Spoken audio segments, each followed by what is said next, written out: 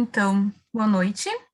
Eu me chamo Boa Camila noite. Fernandes, sou psicóloga aqui da Clínica Horizontes. Estamos aqui para a nossa quinta psicanalítica, conversando sobre o livro Freud, de Viena a Paris, de Ariane Severo. Ariane Severo, então, é psicanalista e escritora, vem escrevendo artigos científicos, contos e participando de coletâneas desde 2006. Tem 2 livros solos em psicanálise dos casais, um de conto e um romance. Finalista do Prêmio Jabuti 2018, ministra sua própria oficina de literatura e psicanálise desde 2015, é professora no Contemporâneo, Instituto de Psicanálise há 20 anos, e hoje nos apresenta o romance Freud de Viena a Paris. E junto com a Ariane vamos ter o Roaldo Machado, que é médico, psiquiatra e psicanalista de data da SPPA. Eu passo a palavra à Ariane, caso vocês tenham algum comentário, vocês podem colocar no chat, ou então levantar a mão via as reações ali do recurso do Zoom. Um bom evento para todos. Então, agradeço à Clínica Horizontes por essa oportunidade, aqui representadas pela Renata Vives, né, pela Eda Peterson, as diretoras. Agradeço a organização, a Kimberly, a Gabriela Martins, né, minha amiga, que fez o primeiro contato com a instituição, e ao professor Roaldo Machado, com quem eu estudei Freud por 7 anos consecutivos. Ele é meu Herr Professor, né? Pela delicadeza de aceitar estar comigo essa noite. Então, Roaldo, eu posso te dizer que a homenagem do discípulo consiste em prolongar, ao mesmo tempo em que preserva, o pensamento que herdou. O protagonista é Sigmund Freud. Descobri que muito pouco estava escrito a respeito dos últimos 3 meses antes da sua saída da Áustria, após a ocupação nazista em março de 1938. E que quase nada estava escrito a respeito da viagem de trem de Viena a Paris, quando emigrou em 4 de junho de 1938. Não escrevi uma biografia, escrevi um romance. Imaginei o que Freud fez e viveu nessa viagem de trem. Que imagens íntimas revelou de si próprio e dos acontecimentos. Recriei um fragmento da história, 12 horas dentro do Expresso do Oriente, os momentos que antecederam a viagem, e 12 horas em Paris. Decidi terminar na França, pois não quis narrar a sua morte. E de Londres já temos muitos registros. Hoje a Renata abriu a sala lembrando que é o aniversário da morte do Freud. Morreu com 83 anos, em 1939. Não inovo por tratar-se de fatos históricos e de domínio público. Conto uma história emocionante, de um ponto de vista particular, exatamente para ser fiel à história. Interessa-me pensar como os fatos verdadeiros refletiram-se nos personagens. Para mim, é um romance de ficção com personagens históricos. História, psicanálise e ficção, feitas de interação e implicações mútuas.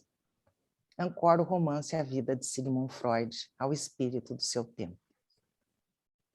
Freud narra dentro do trem, em primeira pessoa, experiências que viveu, suas dúvidas, apreensões, expectativas. Recriei cenas que considerei significativas para a história que eu queria contar. Busquei aqueles instantes dentro do trem, através dos vestígios de um tempo, sinais deixados em cartas, artigos, documentos, filmes, fotografias, rastros, marcas que Freud deixou para serem recontadas.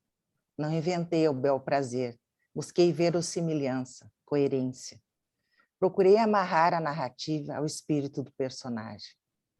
Apropriei-me de apontamentos, coloquei suas ideias nas falas, no seu pensamento. Ficcionei diálogos, embora muitas expressões tenham sido recolhidas da realidade, fiéis ao personagem que imagino.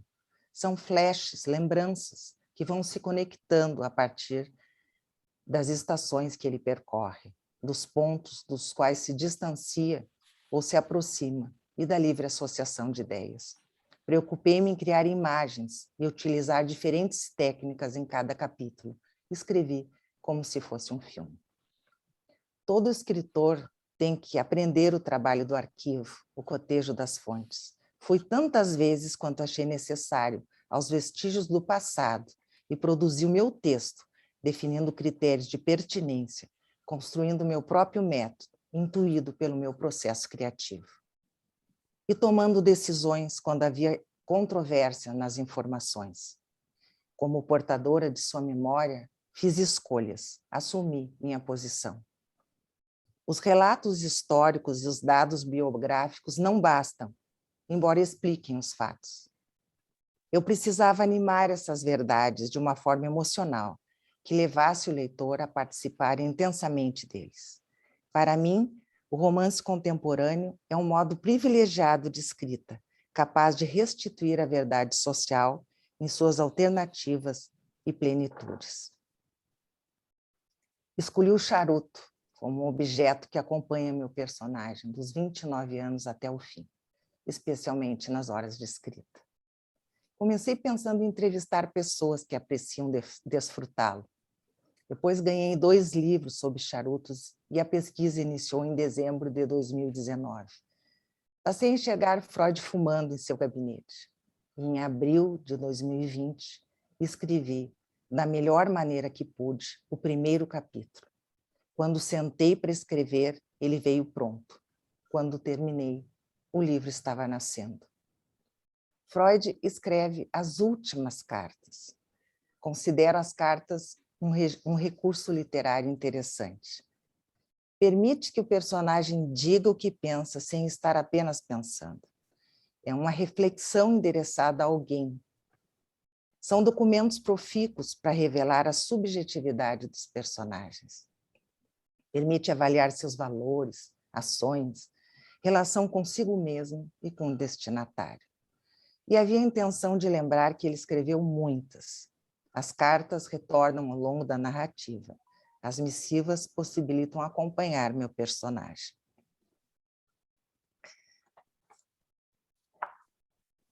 Quando eu descobri que o trem em que Freud tomou para sair de Viena era o Expresso do Oriente, eu quase enlouqueci. E era evidente que eu escreveria aquela história, naquele trem maravilhoso, de cinema. 4 de junho de 1978. Como os personagens se vestiram, quem partiu com Freud, como que eles foram até a estação e, principalmente, o que ele estaria pensando nesse percurso. Com todas as informações, imaginei a saída de Freud e o sentimento ao fechar definitivamente a Bergasse 19. Criei muitas expectativas para esse capítulo. Eu vinha observando e anotando muitas descrições de trens, vendo filmes, tinha assistido novamente o Assassinato no Expresso do Oriente, documentários que mostravam interiores de trens, recolhendo expressões de Freud a respeito de viagens, passagens em que ele se referia em cartões postais, acontecimentos ligados a locomotivas. Eu queria uma imagem forte da chegada do trem e a emoção do meu personagem central no momento da partida. Cada etapa da viagem até a chegada na fronteira era de expectativa e apreensão. O conflito chegaria no ápice em poucas horas. Esgrimei com algumas limitações, tentando construir um livro cativante. Eu não sabia a hora exata da saída. Como calcular o horário das refeições, os acontecimentos dentro do trem, onde viajou a cachorrinha? Então, eu descobri uma nota de rodapé na biografia da Ruth Nesco, onde ela dizia que se a gente quisesse encontrar mais detalhes sobre a viagem, que procurássemos aquele livro que foi escrito a partir das entrevistas com a Paula, a governanta. Então, eu encomendei esse livro, mas como nós estávamos durante a pandemia, levou muitos meses para chegar. E eu continuei escrevendo. E pensando, quando o livro chegar, eu posso recuperar, eu posso modificar alguma coisa se não está da maneira correta. Foi muito difícil. Mas quando esse livro chegou, o sentimento foi de decepção, porque eu esperava muitas informações sobre essa viagem. E, ao mesmo tempo, um contentamento. Então, eu havia escolhido realmente um momento, um registro histórico interessante para narrar. Era um achado mesmo, aquele instante da vida dele. E este livro me deu a hora da partida, né? E então isso me possibilitou acertar melhor o que eu havia escrito, calcular melhor, né, as refeições, o tempo de viagem, as refeições que ele faria dentro do trem.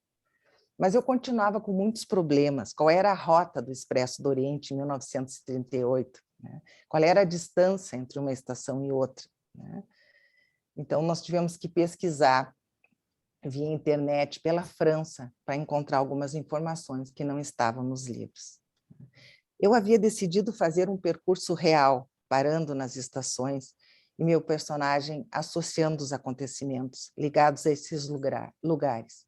E um outro percurso imaginário, regido pelas associações de ideias. Então, eu fui construindo esse percurso, retomando as minhas anotações. Eu tenho muitos cadernos com as minhas anotações. Então, nesse momento da viagem, Freud está à deriva, é um momento de desterritorialização. A dor dele naquele momento.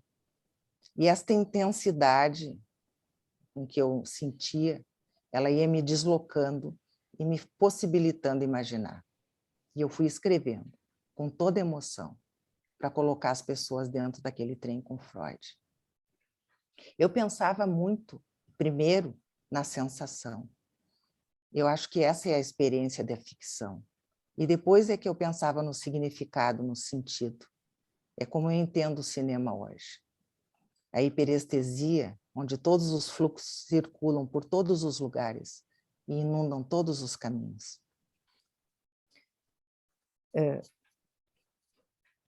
Estes capítulos dentro do trem, eles eram um desafio para mim e, ao mesmo tempo, um deleite.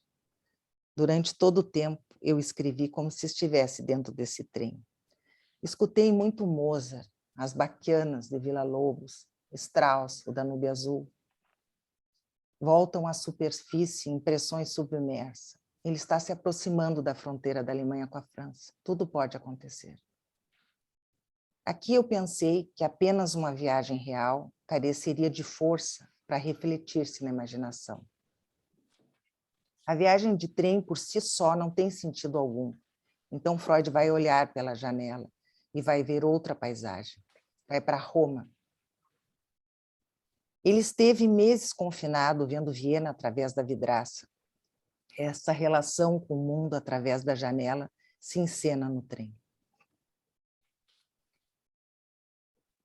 Então Freud vai olhar pela janela e eu estou percorrendo trilhos, mapas, paro nas estações, há variações nos deslocamentos, bifurcações, trilhos interrompidos, como se uma viagem pudesse se superpor à outra, e a intensidade desse percurso faz parte desse trajeto. Eu sabia que Mozart era o compositor preferido do Freud. Eu queria que soubesse. Mas por que o apreciava em especial? Uma coisa é apreciar de modo especial a literatura e a escultura. Outra coisa é não gostar de pintura ou de música. Ele, de fato, não era aficionado, nem costumava escutar música em casa. Preferia o silêncio para ler, estudar. E nós não podemos atender escutando música. Nem tinha um gramofone em casa. Poucas vezes foi à ópera, mas gostava de Mozart. E eu queria que soubesse. Além disso, Mozart é o meu compositor preferido. Pensei numa cena em flashback, mas o vagão-bar era perfeito. E uma das estações era a cidade natal de Mozart. Então, eu pesquisei tudo que eu pude a respeito de Mozart. E descobri que a ópera preferida dele era Don Giovanni. Meu pai cantava esta ópera. Então, depois de estudar a biografia de Mozart, pedi para o meu pai falar com as palavras dele sobre a ópera Don Giovanni. E fui anotando o que julguei escutar de Freud. Depois pedi para o meu filho, que é músico, escutar a abertura e fiz o mesmo. Fui construindo, lembrando do meu pai falando de champanhe, pensando em Salzburg, Agatha Christie, charutos, sua relação com Viena, sua identificação com Mozart. Tudo está nesse pequeno capítulo, como um cálice de licor.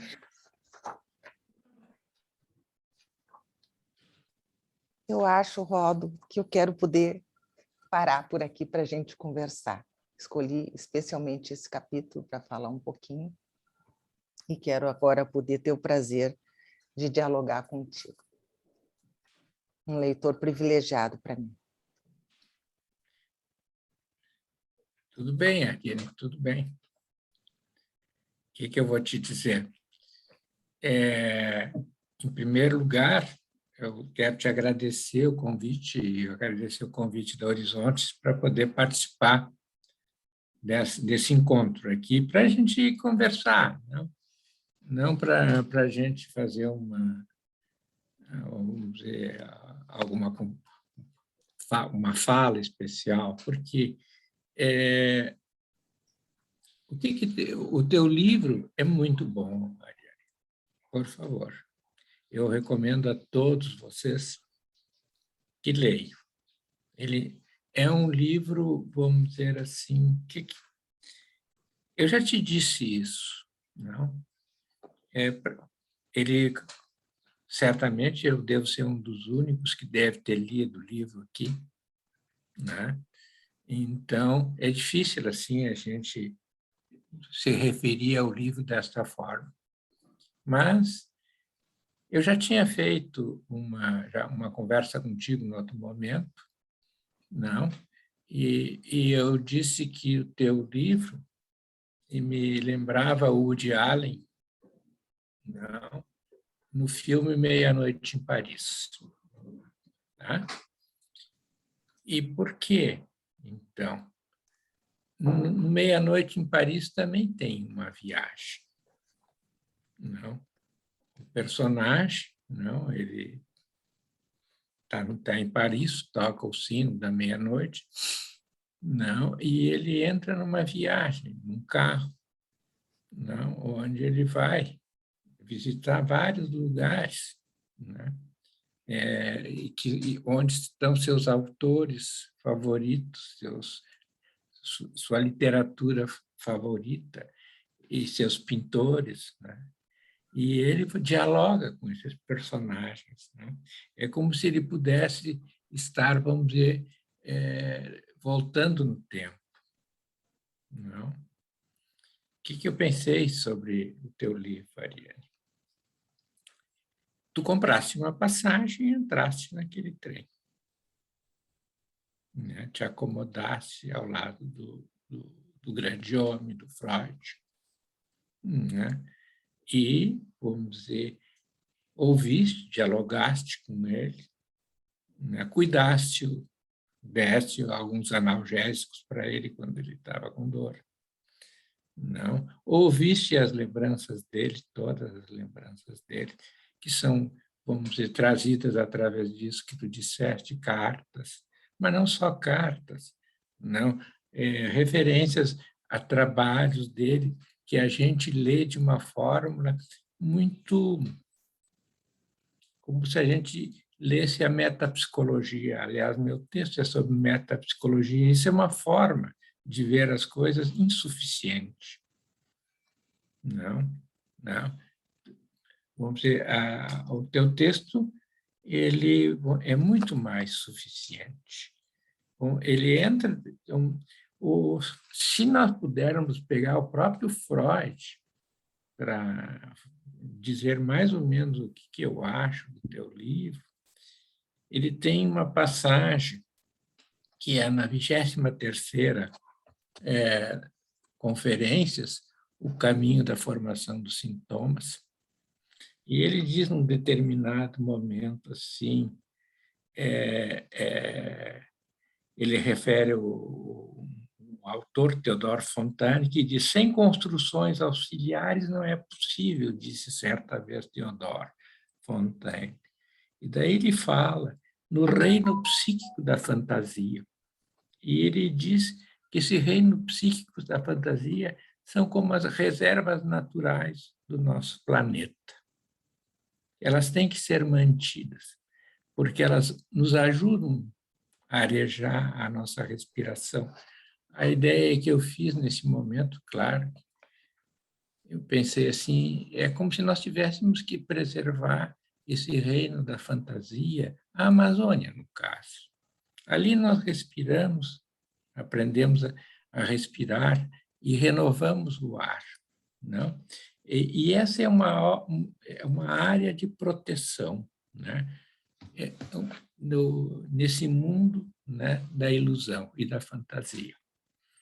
Então, é esse mundo, mais ou menos, né, que aparece, penso eu, né, no livro da Ariane. Não, ela entra no trem, ela compra a passagem, ela se acomoda ao lado do Freud, não? Ela escuta ele, ela conversa com ela, ele rememora com ela alguns sonhos, ele vai em direção ao Moisés, né? Ele fala com os textos, ele vai à Acrópole, né, com ela, não? Ele dialoga com ela nesses momentos. Então, e assim são inúmeras situações que são descritas, não? Desde as situações mais prazerosas e bonitas, não? A, de repente, nos depararmos com Dachau, não? E o nazismo, né? Então, vamos dizer, é um texto, vamos dizer, muito lindo, não? A Ariane é uma poeta, não? E ela escreve, vamos dizer assim, com uma particularidade de afeto e de identificação e de cumplicidade com o Freud, como se ela tivesse ali adormecida ao lado dele, né? E respirado o ar que ele respira. E tido uma conversa muito particular com ele. É o jeito dela sentir o Freud, certamente, mas é um jeito universal. Esse reino da fantasia, que o Freud se refere nessa conferência, ele pertence a nós. E eu acho que nós, né, de uma forma ou outra, né, nós nos esquecemos desse reino. Às vezes nós somos muito práticos, muito pragmáticos, muito teóricos, não? E nos esquecemos desses fatos. E eu acho que esse reino da fantasia, ele é tão importante para a psicanálise, não? Porque se nós não podemos fantasiar com o nosso paciente, criar com o nosso paciente, imaginar as coisas, nós também não podemos entendê-lo. Não podemos entendê-lo, não podemos. Vamos dizer, esse é um ato íntimo e humano. O livro da Ariane é um ato humano, ato íntimo e humano. Tá? Ela, vamos dizer, ela entra no trem, ela convive, ela almoça, ela dorme, ela respira o ar, não? Ela tem sensações, né? Ou ela, vamos dizer, ela se complementa, ela empresta para o Freud o que é do Freud, não? E ela toma do Freud e, de uma forma ou outra, metaboliza dentro dela e nos dá isso, mais ou menos, na forma de um romance, não? Mas é um romance, vamos dizer, que tem, vamos dizer, uma pitada de realidade, porque ele se ampara em coisas reais, como a própria Ariane disse agora. Ela busca as cartas, busca a biografia, busca os trabalhos. Então, esses fatos, essas situações são reais. não, mas ela tem, dentro dessa pitada real, uma tonelada de talento sobre isso, né? Então, este é o fato básico, não? Vamos dizer, essa área da fantasia, essa viagem para Meia-Noite em Paris, essa viagem no Expresso Oriente, né? Certo? Então, ele nos suscita. Então, o livro da Ariane é um belíssimo livro, altamente recomendável. E eu acho que a Ariane podia, né, vamos dizer, fabricar outros, porque ela está cheia de notas ali, né, e cheia de anotações, e daqui a pouco destas anotações, né, vamos dizer, emergem novas criações. Um livro, né, é um ato de criação, né? Então, vamos dizer, esse é o fato básico, né? Vamos dizer, isso é assim como eu li o livro da Ariane. Então, eu teria algumas perguntas para ela, para assim, perguntar, para a gente começar a conversar. Então, o que foi Aldo, que... tu me permite só eu fazer 2 pequenos comentários em cima de Diga. tudo isso que tu falou. Primeiro, eu quero te dizer que eu conheço essa conferência, né? E eu acho ela muito interessante, porque eu pensei nela no sentido de que, onde eu não encontrei apoio na realidade e na pesquisa, eu inventei, né? E o Freud disse, né, que nós podemos igualar a fantasia e a realidade nesse artigo. Então, muitas vezes eu encontrei resposta para as dúvidas que eu tinha nele mesmo, para poder escrever. E eu acho muito interessante tu ter falado em Meia-Noite em Paris. Muito curioso, inclusive, porque tem uma oficina de literatura e psicanálise, cinema, literatura e psicanálise que eu coordeno, e que casualmente, durante todo o ano que eu escrevi, era sobre o filme Meia-Noite em Paris. Era esse o filme que nós estávamos discutindo, escrevendo e pesquisando, e eu nunca tinha pensado nesta relação, né, que hoje tu comentou. Era isso que eu queria te dizer, e agora quero poder ouvir as tuas perguntas. Não, a minha pergunta foi para ti é mais ou menos assim. Bem, é certo que tu resolvesse viajar com o Freud, né? É óbvio que tu comprasse essa passagem, não? E é óbvio que tu te acomodasse ali no trem, né? Ao lado dele, sentisse o cheiro do charuto, etc., etc. E acompanhasse algumas dores dele e algumas inquietações dele. A situação que tu descreves ali, da anedota, que ele de repente acorda e se vê no espelho, é fantástica, né? Essa situação é mais ou menos assim, né, gente?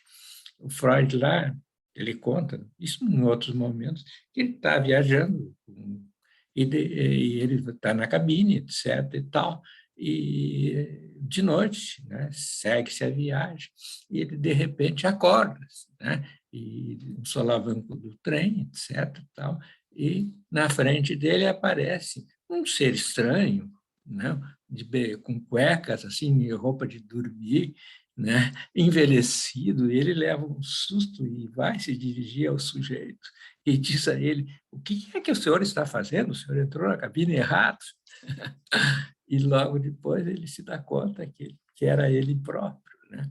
Então, essa anedota, e isso tu falas muito bem ali, isso é só para dar um tempero, né, do livro dela, não? E é muito engraçada essa. De qualquer forma, é esse estranhamento que nós temos diante do espelho, né?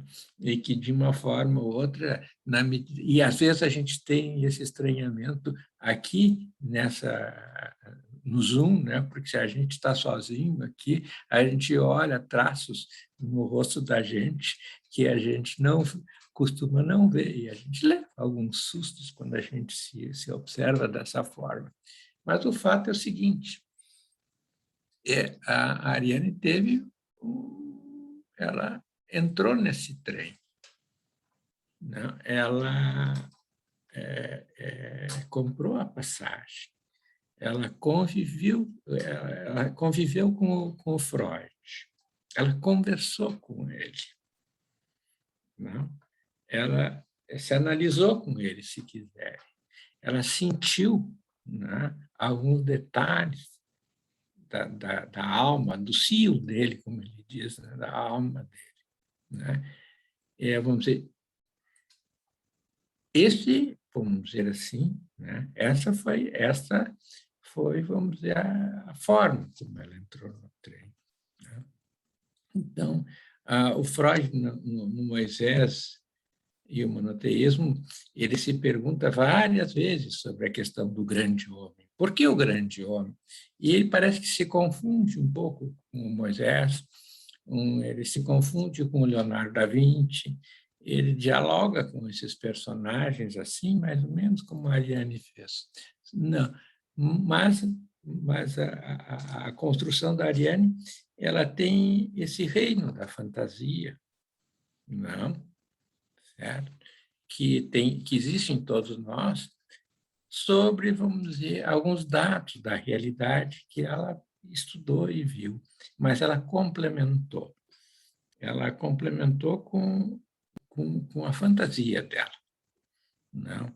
E outro trecho que, às vezes, eu me lembro do Freud, e que ele diz sobre isso, que é naquele texto sobre a perda da realidade na neurose e na psicose, não? Ele nos diz que, nesse reino, nós, os neuróticos, né, nós botamos o pé ali dentro e saímos. Botamos um pé e o outro não. Quer dizer, na psicose, quando a gente entra no reino da fantasia, nós botamos os dois pés e assim, com dificuldade saímos de lá. Não? Vivemos num mundo à parte. Mas é preciso poder entrar nesse mundo à parte, né, para poder escrever, particularmente para poder escrever essa convivência que a Ariane teve com o SIC. Então, a minha pergunta para a Ariane, mas Ariane, o que é que tu sentiste? Porque esse livro é uma paixão tua, né? Pelo Freud, é óbvio. Né? Então, o que te levou a isso? É claro que ele é o grande homem, o grande pai, né? Nesse sentido. Né? Então, alguma coisa, né, muito particular tua aí, na tua vivência, nesses anos todos que tu és professora e também é terapeuta, é psicanalista, até de pessoas, né, e conversas com elas, né, onde esses fatos ocorrem, nisso que se chama campo analítico, que não deixa de ser um campo analítico, é um campo no qual, vamos dizer, do meu ponto de vista, esse mundo ilusório, fantástico, esse imaginário se faz fluente, aparece. E, às vezes, em umas sessões, a gente entra mais e sai da sessão dessa forma. Né? Mas, vamos dizer assim, por alguma razão, né, tu compraste a passagem para entrar no Expresso do Oriente. Foste de Viena até Paris. Não, certo? Você eras a pessoa que não sei se tu era a pessoa que iria recebê-lo, né? A Marie Bonaparte, né? Certo? O fato é que tu, vamos dizer assim, trouxesse aspectos de imaginação tua, mas não apenas de imaginação tua. Não?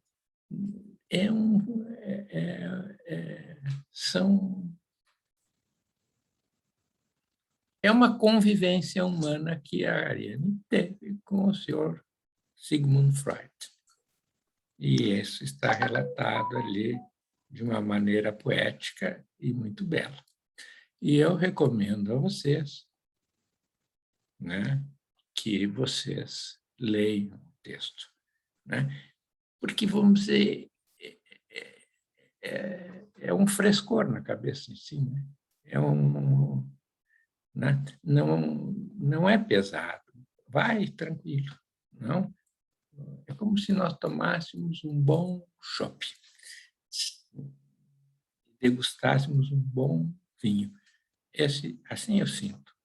Então, é assim que eu te apresento, Ariane, assim que senti teu livro, né? Então, Obrigada, Roaldo. Eu acho difícil responder essa tua pergunta, mas eu vou repetir, né, o que eu disse, né, quando comecei a conversar hoje com vocês e me referi, né, a ti. Então, eu disse, a homenagem do discípulo consiste em prolongar e, ao mesmo tempo em que preserva, o pensamento que herdou. Eu acho que eu quis um pouco isso também. Como eu disse, eu tinha muita vontade de escrever alguma coisa sobre o Freud, um romance, mas eu precisava achar, né, diante da imensidão que é, né, toda a obra dele, toda a vida dele, achar um fato, né, por onde eu pudesse narrar. Então, acho que mas encontrar... captasse muito bem a dor dele, Ariane. Sim. Tá. A dor dele de sair da Viena, passou uma vida inteira, ir para o exílio ali, em circunstâncias dessas, um homem de notável saber, ser tratado desta forma, não? Expelido. Não? Se não fosse a Marie Bonaparte, ele teria morrido num campo de concentração. Uhum. Então, isso é uma tragédia, não? Que, vamos dizer, está por trás permanentemente, a sombra, né, desses anos ali. E ele com câncer, dificuldades, não? E ainda escrevendo, porque terminou Moisés em Londres, e o compêndio também, né? Uhum. Então, É um cansado.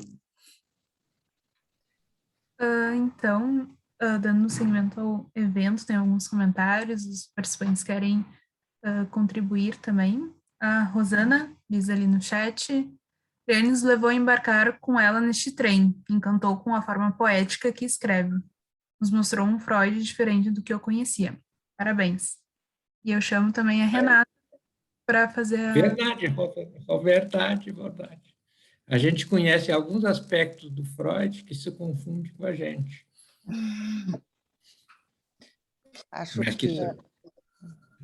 Acho que eu queria poder mostrar o Freud como eu concebo, um Freud mais humano. Né? E também, Aldo, assim, eu estava muito cansada de alguns aspectos muito reducionistas em relação a ele, sabe? Então, eu queria poder mostrar. Diga. Quais são? Mas, assim, não, assim, que Freud era um drogado, que Freud não gostava das mulheres, que Freud explica, entende que brigava com todos os discípulos, né, que era um homem assim difícil, coisas assim.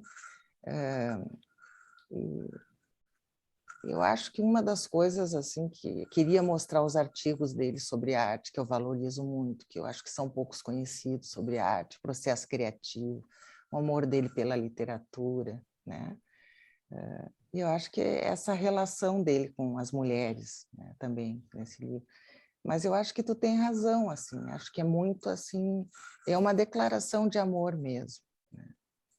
E aquele episódio dele ali, aquele engano dele dentro do trem, que eu te comentei que eu estava procurando todos, né, tudo que eu podia, né, sobre fatos dentro de trem. Eu achei aquilo tão maravilhoso que eu pensei que eu ia escrever um capítulo só para contar aquele incidente, né?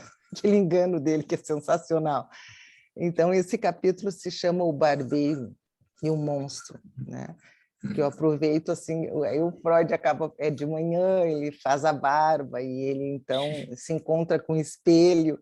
Eu acho o espelho um recurso literário também muito interessante. Tem essa questão do duplo, né? E aproveitei para falar um pouco mais de ópera ali, né? Eu gosto muito desse capítulo, porque dentro do trem eu tive muita liberdade para imaginar, né? Porque não existe nada registrado, né? Então, e tu tem razão, assim, o livro são 30 capítulos, e eu imaginei bem no meio da... O livro são 30 capítulos, né? E eu imaginei bem no meio da viagem à fronteira, né, da Alemanha com a França. E era um momento tão difícil para narrar, que eu me preparei muito, li muita coisa, estudei muito sobre a Segunda Guerra Mundial, né? Eu já tinha lido muita coisa sobre Auschwitz, né? Em função do romance Nina, né? Que eu tinha que entender muito sobre trauma, né? Trauma coletivo, mas eu li de novo algumas coisas, o Primo Levi, até sobre a Guerra Civil Espanhola, né? Esse tema.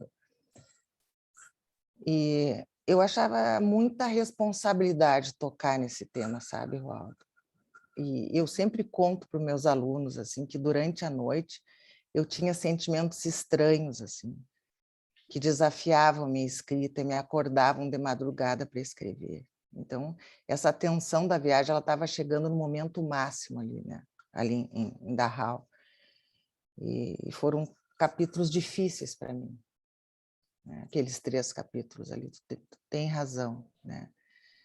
E bom, e depois a gente vai para Paris, e aí as lembranças deles são todas referentes ao período, né, que ele foi estudar com Charcot, do noivado dele, né, com a Marta, as cartas dele para ela, como ele viu Paris, a relação dele com a princesa, né, a análise da princesa, né, como eu disse para vocês, a viagem termina ali, né, quando ele pega o trem em direção a Londres. É um encanto, viu, o livro. Tá? Não podemos... vamos dizer, essa relação com Meia-Noite em Paris, né? Eu já tinha te dito isso em outro momento, mas acho que, vamos dizer, é essa viagem. Né? É essa viagem. E, de repente, vamos dizer, o ator, né? Ele esqueceu alguma coisa ali no bar onde ele estava, ele retorna e já não encontra o bar. Ele encontra, vamos dizer, a lavanderia, era a lavanderia. Uma lavanderia. Mas eu não me lembro, que engraçado, eu não lembro de tu ter comentado isso comigo. Para mim, hoje é que fez sentido para mim. Eu acho que não, acho que tu imaginou. Eu não sei com quem eu comentei isso, mas, de qualquer forma, deve ser o reino da fantasia. Mas, de qualquer forma, eu quero dizer, me lembrou muito, né? Vamos dizer a forma, como que é que os personagens vão dialogando e como a fantasia vai criando os personagens, né? Vai colocando-os dentro de uma cena, não? E, vamos dizer, e essa cena se dá nos vários capítulos, né? Onde a cada capítulo, né, é um detalhe sobre isso que tu falasse agora, o Charcot, o período da cocaína, essas coisas que são maledicentes com Freud, né? E são maledicentes. Isso, que ele teve um caso com a cunhada e tantas outras coisas. Então, vamos dizer assim,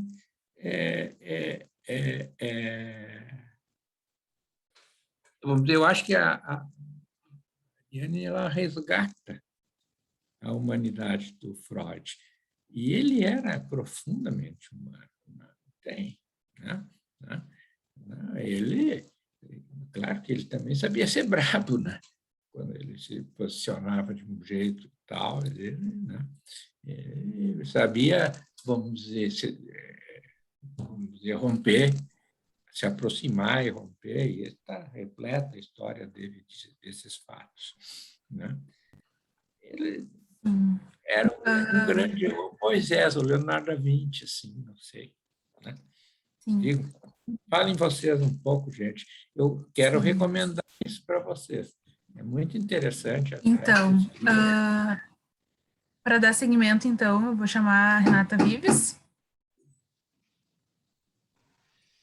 Eu queria fazer, na verdade, um rápido comentário, assim, e deixar a Eda falar também, que a Eda também está ali.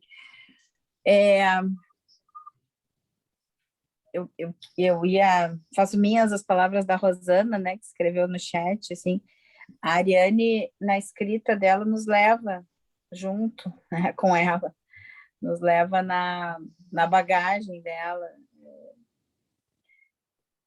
fazendo a gente vivenciar isso tudo agora, né? Tudo que tu estava falando, assim, a gente se transporta para esse lugar, a gente vive isso contigo. E eu achei muito lindo, assim, esse processo criativo, né? A construção desse processo criativo da escrita, com toda essa pesquisa, eu achei fantástico isso, assim, né? Claro, imaginava que sim, mas todo esse teu trabalho de investigadora, de historiadora, né? Porque isso tudo está presente na escrita. E acho que tu nos leva de volta, assim, é isso que vocês estão comentando, a um momento importante da vida do Freud e que, bom, para nós também, psicanalistas, sem dúvida, né? Que mesmo tantos anos depois da morte dele, a gente está aqui lembrando, estudando, produzindo em cima do que ele, né, nos disse, e talvez não vivendo essa morte, de certa forma, como tu disseste, né, que a viagem para em Paris. E também queria te dizer que achei linda a tua homenagem ao Roaldo, porque também me transportou, assim, me levou no tempo, né, inclusive na tela, eu estou aqui no celular, na minha tela tem eu, tu, Ariane, a Eda e o Roaldo, né, e me transportou, assim, no tempo ao nosso início lá, meu e da Eda, em 96, nós recém-formados, né? Eu aqui, vinda da PUC, a Eda de Pelotas, nos encontrando no CEP. Tu já era uma psicanalista, acho que estava no terceiro ano, né, do CEP, ou já tinha terminado, tu até já tinha terminado, e nós nos conhecemos na supervisão com o doutor Roaldo Machado, que todo mundo dizia, o Roaldo, eu sempre conto isso, né? Quer dizer, já contei, mas assim, o Roaldo, não, vocês têm que fazer a supervisão com o Roaldo, mas o Roaldo, ele diz o que tem que dizer. E eu e a Eda, a gente se olhava assim, nós vamos mesmo, mas se ele disser, mas a gente vai levar um caso a primeira vez, se ele disser alguma coisa, Eda, eu não sei. Ela dizia, eu também não sei. Não, mas se ele me disser alguma coisa, meu Deus. A gente ia com medo, assim, né? Os primeiros dias lá no CEP, na garagem, era o seminário. Nós lá, assim, né? Mas aí o Roaldo, que pintavam como olho de data, que todo mundo tinha medo, era uma pessoa de uma generosidade, né? De uma bondade, e ele sabe disso, porque eu já falei várias vezes isso para ele, mas eu acho que nunca é demais falar, que a gente começou a ficar assim, não é isso, né? E a gente aprendeu tanto, tanto, tanto, e a gente dividiu tantos momentos contigo, né, Ariane, que assim me reportou a esse momento, né? E por isso que eu e a Eda, a gente não larga o Raul de jeito nenhum. Nem ele nos larga, eu acho também, né? Espero que não nos largue. Então, assim, agora não tem mais chance de largar. Né? Agora não tem mesmo, porque a gente vai atrás. Então, eu queria também te agradecer essa oportunidade de fazer, assim, eu me lembrar de tantos momentos bons que a gente teve no CEP, depois também no contemporâneo, né? Mas, assim, lembrando esse nosso início com a psicanálise, com o Roaldo, e que tu estava lá junto, né, comigo e com a Eda. Então, obrigada pela tua presença aqui hoje.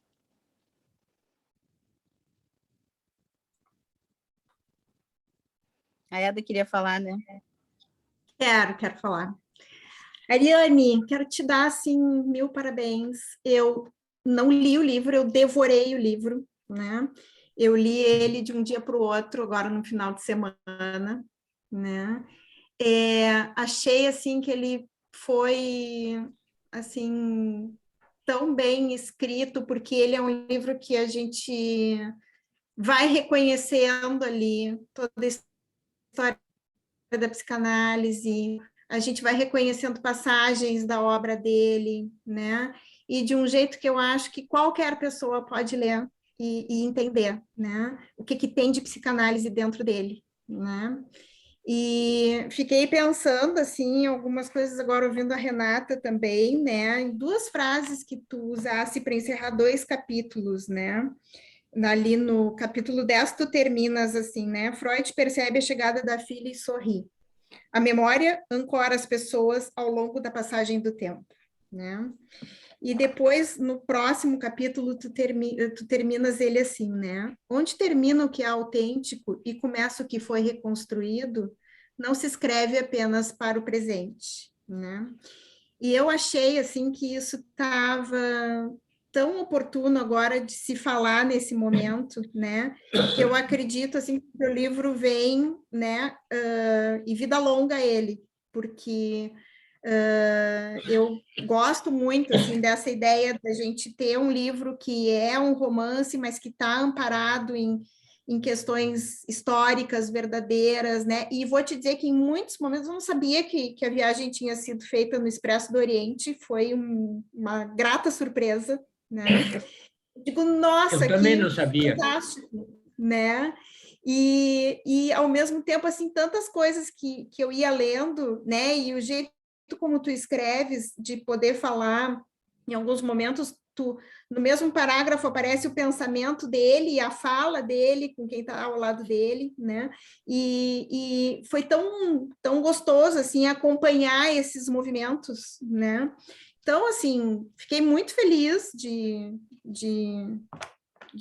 poder ter lido o livro, né? De poder compartilhar hoje esse momento, né?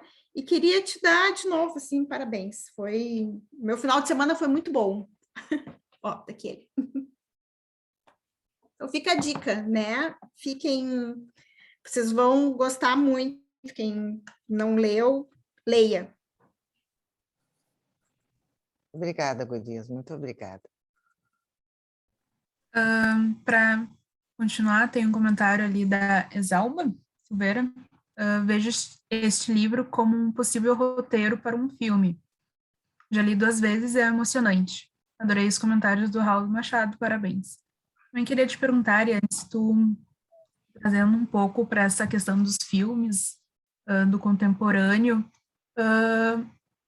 as sociedades, enfim, ficaram um pouco fervorosas com a série do Freud. Eu queria que tu também comentasse um pouco sobre isso, o que tu achou da série em relação à tua percepção do Freud. Olha, Kimberly, foi um dos motivos para eu começar a escrever. Eu comecei a ver o primeiro episódio e não vi mais, né? Para mim foi decepcionante. Para mim aparece um Freud charlatão e drogado naquele início. Mas tem muitos outros filmes que são muito bons, né? Freud, eu quero além da concordar alma... contigo, Ariane, completamente. Tu tem toda a razão. Eu acho que foi uma intrusão, né? E vamos dizer, uma malversão à série. Eu vi um pouco mais, 2 ou 3 capítulos, tá?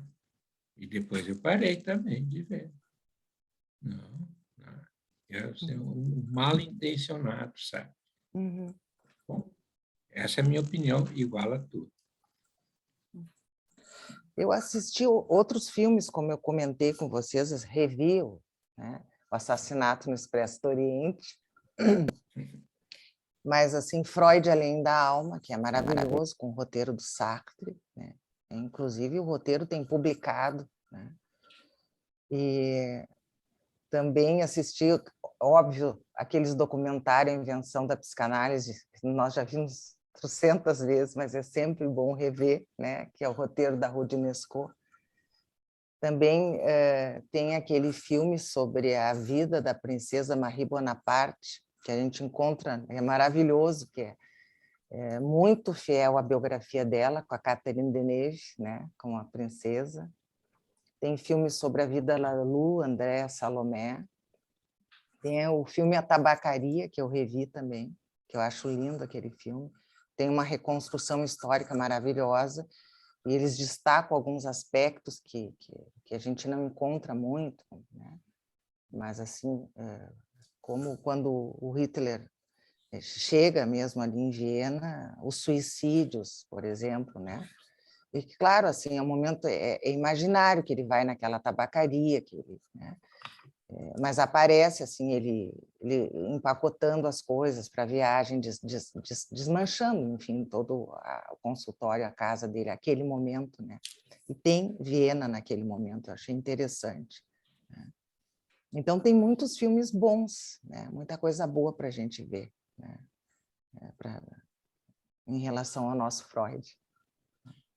Tem um livro também que eu li há uns anos atrás, que se chama A Fuga de Freud. Não sei se vocês já leram. Ele é de um jornalista britânico e que fala de todo o processo da saída dele de Viena, né? E que também vai resgatando toda a história da psicanálise, e que também é um livro muito interessante assim para se pensar em todo o contexto histórico e toda a história da psicanálise, né? Não me lembro o nome do autor, vou ver se eu acho aqui. Sabe, Eda, que quando eu estava pesquisando, já estava escrevendo o livro e eu me deparei com esse livro. Aí o primeiro impacto de, não, aí alguém escreveu sobre esse livro, sobre esse fato que eu queria escrever, né? E aí, imediatamente, a foto, a capa, pelo menos na edição que eu vi, é uma das fotografias, né, que é a fotografia dele saindo, né, de Viena, que é aquela que aparece a janela, ele e a Ana Freud. Assim. Mas aí o título é A Fuga de Freud. Né? E eu não gostei, porque ele não fugiu de Viena, ele pagou muito caro para sair de Viena. Ele saiu né, com toda a documentação para emigrar. Né? Ele não fugiu. E esse fugiu é assim, eu acho que é muito contra todo o dilema que ele viveu, a dificuldade que ele teve de abandonar a pátria dele, abandonar Viena, né? Quando todos os amigos, né, todos os judeus, né, não poderiam sair, iam morrer. Né? Ele sabe dessa condição dele, privilegiada por ter aqueles amigos que lutaram tanto para conseguir que ele saísse, né? E no filme com a Marie Bonaparte também aparece isso bem, né? Que ele não queria e que ela insiste, que ela diz não, tu tem que ir, né? Enfim, e ele não queria, né? E o medo também, enfim, do que iam fazer com tudo que ele escrevia. Por isso a ideia também de destruir algumas coisas é muito angustiante, né? Eu acho que é muito, sem dúvida, é muito angustiante. Acho que pensar numa fuga é complicado mesmo, né? Imagino que tenha te dado e aí mal-estar. A minha decisão foi não ler, entende? Porque eu já estou escrevendo, o meu livro é uma outra coisa, né? Então eu não li este livro que tu te refere, eu não conheço. Assim como Freud não leu o livro do Hitler, ele não leu, tá? Pelo adiantado da hora, vou pedindo que a Ariane e o Rolando façam as últimas considerações. Eu vou fazer primeiro, depois a Ariane se despede. Não, eu me lembrei, tem um pequeno artigo do Freud, não é artigo, o Freud, no final da vida, ele anotava alguns assuntos, como se anotasse assim numa página, que eram praticamente assim um pequeno resumo assim de algumas ideias. E ele ia colocando conclusões, ideias e problemas. Isso está no final do texto né? Foi publicado depois da morte.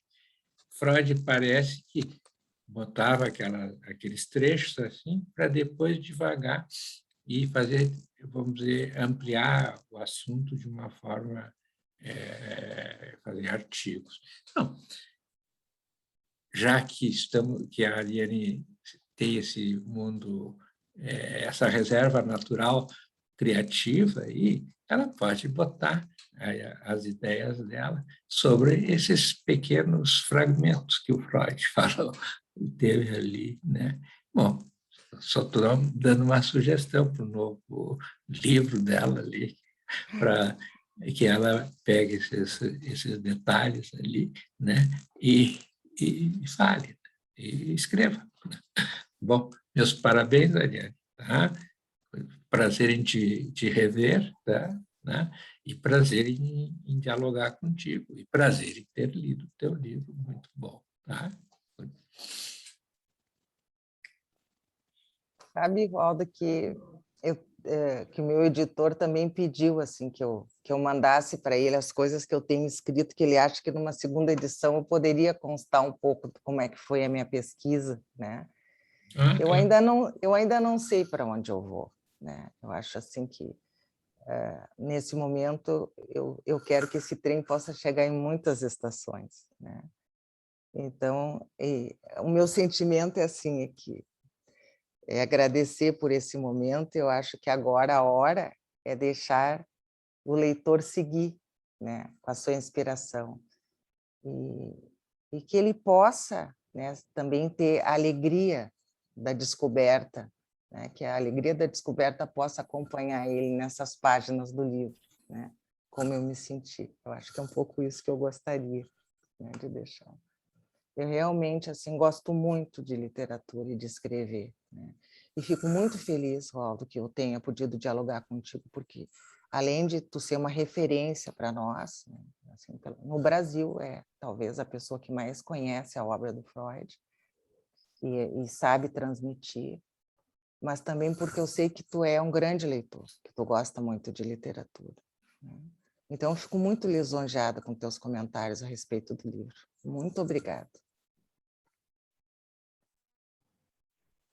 Certo, então, eu vou agradecer aos dois pelo evento maravilhoso. Freud, essa pessoa que a gente parece que conhece, mas não conhece tanto, porque fez 82, acho, da morte dele. Então, vou agradecer a vocês, iniciar o evento. Também fazer a propaganda das nossas próximas quintas psicanalíticas. Semana que vem, no dia 30 de setembro, temos nosso grupo de gemelaridade falando sobre gêmeos, onde está a semelhança, com a coordenação da Sara Fagundes.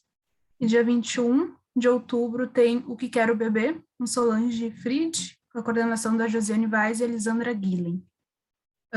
Agradeço a todos, a gravação vai estar no YouTube, Clínica Instituto Horizontes, e espero todos em uma próxima oportunidade. Boa noite a todos.